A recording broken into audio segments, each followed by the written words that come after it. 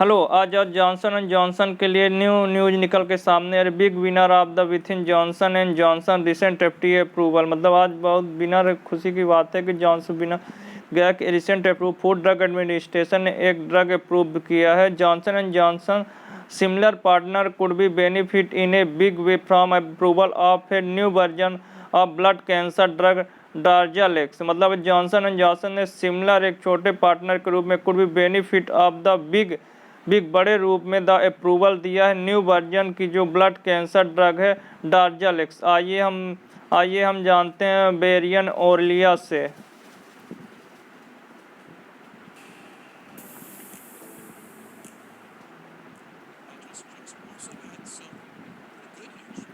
That was not related to COVID-19.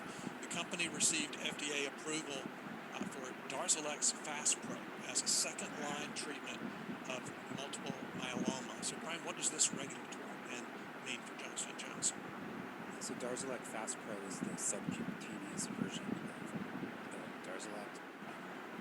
The original drug is delivered via infusion. Now this one can be just injected.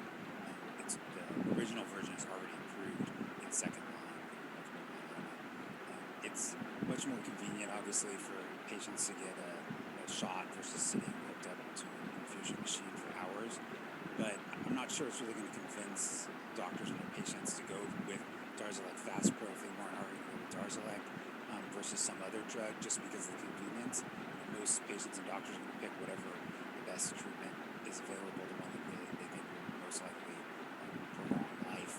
And so, the fact that you can get it injected versus sitting connected to a machine for a few hours, I think most people would take the connected to a machine for a few hours if they thought that was the best treatment.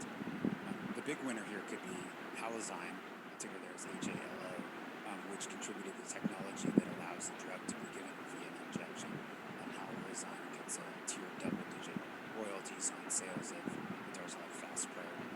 I haven't seen the details about the tier levels for the royalties, and a lot of times those aren't disclosed, but you can imagine that getting this approval could potentially move it into the next tier and getting a higher royalty, which would obviously benefit the company a little bit as well as just the added sales.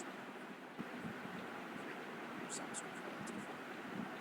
Yeah, Brian, I'm glad you mentioned the potential impact for Halozyme because, as we've said, Johnson & Johnson is so big that there's not much good or bad that's going to move the needle for this company all that much. And so even positive FDA decision like this just isn't going to be huge for Johnson & Johnson, but it could be huge for a smaller company.